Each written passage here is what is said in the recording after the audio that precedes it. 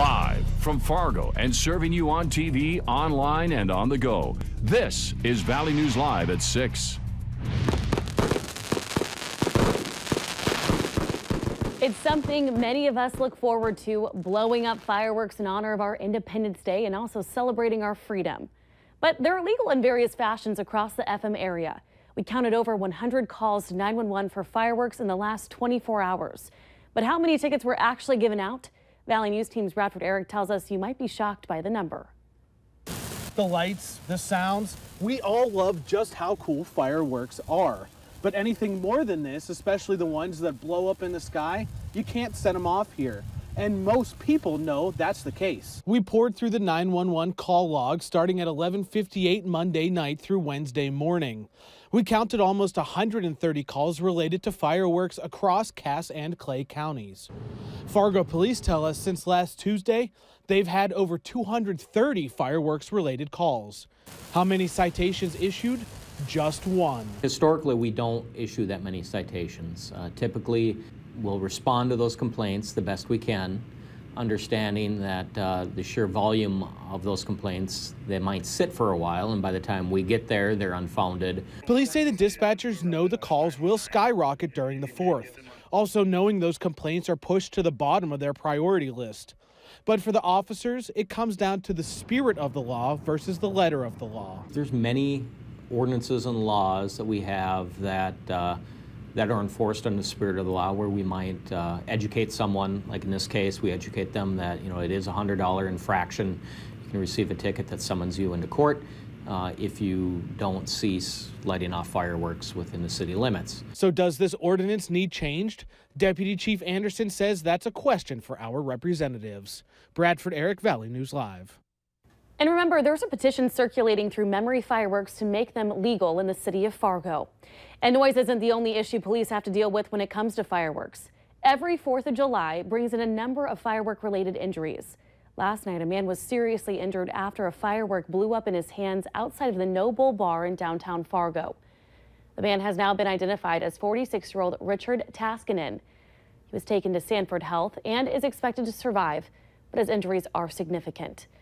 But that wasn't the only incident of the holiday. Within the past week, Sanford's emergency department saw several serious firework-related injuries to the hand, body, and eyes. These incidents range from minor injuries to serious traumas. Essentia Health says they had 3 people come in with firework-related injuries over the weekend. We're also following a developing story as Fargo police are still trying to put together the pieces after at least 7 people were taken into custody after an overnight armed robbery call that then turned into a standoff situation. Police were called to Quality Suites around 3 o'clock this morning after a man claims he was robbed at gunpoint outside. Now, when they got there, they got another report of another man being robbed. Officers say this man, 27-year-old Kasif Grant, is now facing an armed robbery charge. 2 of the others are being held on outstanding warrants. No one was hurt and a weapon has not been found yet. Grand Forks police got some unexpected help from a citizen tracking down a driver that fled the scene of a crash. The person that was hit was able to follow the striking vehicle until police arrived. When officers caught up, the car sped off. The pursuit went on to the interstate and then back onto city streets before the vehicle lost control and went into a ditch at 5th Street Northeast and 5th Avenue Northeast in Grand Forks. The driver of the vehicle has been identified as 30-year-old Joshua Thompson. He's facing multiple charges, including leaving the scene of an accident and also reckless driving. We saw our heat wave continue today, but does that mean more severe weather is on the way? Let's check in with meteorologist Robert Hahn for the very latest. Robert? Yeah, certainly a lot of heat, a lot of humidity out there, fuel for the potential of some strong and severe storms later on tonight. And we do have that potential later on as we head through the 8, 9, 10 o'clock hours, developing up in the Devil's Lake Basin and then sweeping southeast across the region. I mentioned the heat. There it is. 92 in Fargo, 96 in Sisseton and Jamestown, 93 Valley City and Gwinner. You factor in the humidity, and we've got heat index values as high as 102 in Sisseton, 99 Gwinner, 98 in the Fargo-Moorhead area. Winds light and variable across the region with an occasional stronger gust up to 15 to 20 miles per hour. Hardly a cloud in the sky in our region, but off towards the west and the southwest, some strong and even severe storms at times off to our west and southwest, those sliding to the southeast. Here in Fargo, as we head through the evening, we stay warm and dry with temperatures in the upper 80s through the 7 and 8 o'clock hours and cooling down just a touch more through 9 o'clock. Our storm chances roll in around midnight or even later. It is a warm one out there, a great night for a barbecue. Let's head it on out to South Moorhead and Hutch Johnson at the Cashwise Backyard Barbecue. Hey, Hutch. Thanks so much, Robert. I got to tell you, there's plenty of heat and plenty of sticky and thermometers on cars everywhere well into the 90s. But when you put a thermometer on your wall, sometimes this happens. Now, it's probably an accurate reading, but we're measuring the temperature of the side of the wall here. And that's at 118.3 degrees as I read it right now. So it's sizzling out here. This is a tough job, the Cashwise Backyard Barbecue. And we're at James Nelson's house here in Moorhead. James, where did you sign up, young man? Signed up right in the store there at Cashwise in Moorhead. Very good. Now, you've got a big crowd here. How was the steaks, everybody? Great. All right. Yeah, we've had time. We've sampled the steaks, and everything is top-notch. We did good here, and I got to tell you, it's warm, but do you recommend people sign up to win the Backyard Barbecue, James? Yeah, they should go in and sign up every day. Yeah, do it.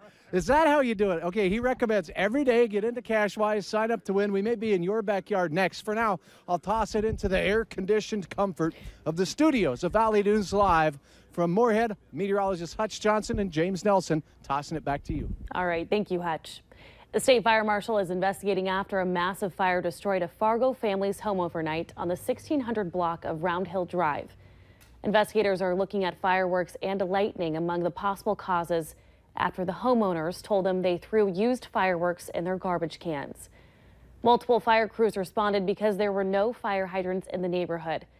All 6 family members were able to get out safely. If you get an email from Netflix, pause before you do anything. A phishing scam is now hitting the valley.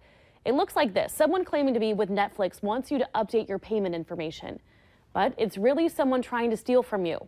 So if you do get one of these emails, be aware. According to their website, Netflix will never ask for any personal information over email. They might email you saying that you need to update your information. However, you do that through their real website. Don't click on the email. Go directly into the Netflix site, like open a separate browser window, www.netflix.com, log in. If there's not an alert inside your secure session that says you need to update your payment information, you don't. Now, if you've received one of these emails, Netflix wants to know. So forward them the email to the address on the screen at phishing@netflix.com. Last year, 3 homeless men lost their lives out in the cold in Grand Forks. Their last known address was the homeless shelter, but for some reason, they died out in the elements. Today, a new administration takes over. Valley News Team's Ryan Laughlin has what changes are coming to address homelessness. Back in March, cops and emergency responders surrounded this area. They had found a man dead under the rail bridge. Today, police tape still hangs next to a memorial for DJ Campbell. His last known address, the Northlands Rescue Mission. Even though we're only responsible for what happens within the walls of Northlands Rescue Mission, we also have, I think, a responsibility to the community to see what else we can do. Sue Shurick, hired in May, is now the full-time executive director of the only homeless shelter in Grand Forks. We want to help build skills so that when they get out on their own, they'll know the resources they need. The mission is in the process of hiring a full-time social worker. Shurick says this will help better address the needs of the clients.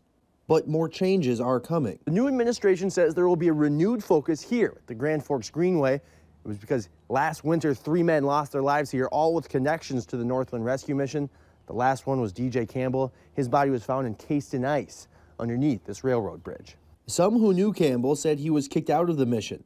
10-day suspensions for breaking the rules aren't going away. I think you have to be aware that when you suspend, that people could be out in the cold. So that's why people are allowed sometimes to stay in the lobby area. One of the causes for suspension, abusing drugs or alcohol. The detox facility, if they're not allowed to be there and they're not allowed to be here, that presents a gap. A gap, Shurick says, is not easily filled, but a problem that requires a community response. From Grand Forks, Ryan Laughlin, Valley News Live. Shurick says she's open to reviewing the rules that warrant suspensions. She also adds that hiring a full-time social worker will help identify the people with mental health needs to better connect them to suitable facilities. The cities of Grand Forks and East Grand Forks have scheduled citywide ground spraying for mosquitoes tomorrow between 9 p.m. and 1 a.m.